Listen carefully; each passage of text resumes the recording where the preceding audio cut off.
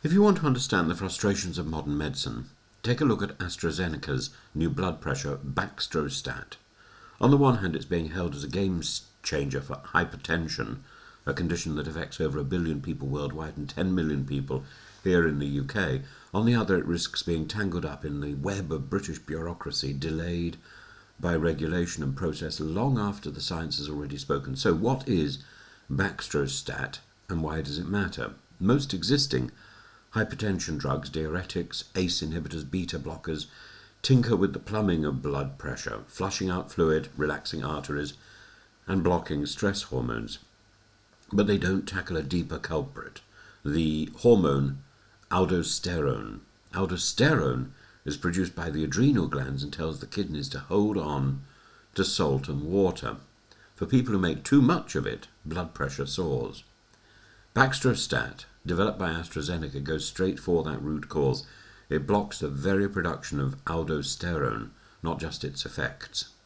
In trials presented at the European Society of Cardiology and published in the New England Journal of Medicine, patients with stubborn treatment-resistant hypertension saw their systolic blood pressure fall by around 10 millimeters per Hg more than placebo. To put it in plain terms, that could cut stroke risk by 40% and heart disease risk by a quarter.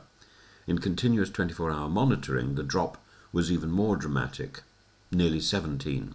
That is frankly unprecedented. Now, in medical terms, it's a triumph. Professor Brian Williams at UCL called it a very, very designer drug, the kind of pharmacological finesse that seemed impossible a generation ago. Only 1 in 100 patients developed mild hyperkalemia, an easily manageable side effect, and unlike its closest rival, Mineralis Laundrostat, Baxdrostat works for a full 24 hours without awkward drug interactions. So, what's the problem? The problem is not the science, it's the system. AstraZeneca is racing to file for approval in the United States and the EU by the end of the year, with hopes of having the pill available by 2026. But here in Britain, we know what tends to happen: delays, committee reviews, nice cost-effectiveness debates, and the interminable question of NHS budgets. We have a situation where a drug that could save tens of thousands of lives and ease the burden on hospitals might be slowed not by science but by paperwork. And there's a bitter irony in this. The UK has one of the highest states of uncontrolled hypertension in Europe. Nearly half of those treated never reach target blood pressure. Each year, thousands of strokes, heart attacks, and cases of kidney failure are directly linked to it. And yet, despite having a world-leading discovery on our doorstep, British patients may well be at the back of the queue. Why? Because unlike in the United States, where the FDA can move swiftly when the data is clear, the UK insists on additional hoops. Of course, safety and value must be scrutinised, but when the evidence shows a serious reduction and the price of inaction is thousands of preventable deaths, one wonders how much delay is defensible. AstraZeneca's executives say Baxdrostat could generate over $5 billion a year in sales.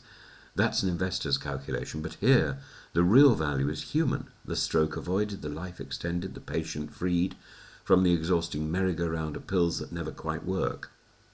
The lesson here is simple. Science has delivered, the trial results are robust, the pharmacology is elegant, but the danger is that bureaucracy will blunt the edge of the breakthrough. If Britain is serious about being a leader in life sciences, as every Prime Minister since Tony Blair has promised, then the government and the regulators must find a way of getting innovations like Baxdrostat to patients, not years late, but as soon as safety is possible. And otherwise, we will once again see the triumph of science undermined by the failure of system, and that, in the end, is not just a political problem, but a matter of life and death.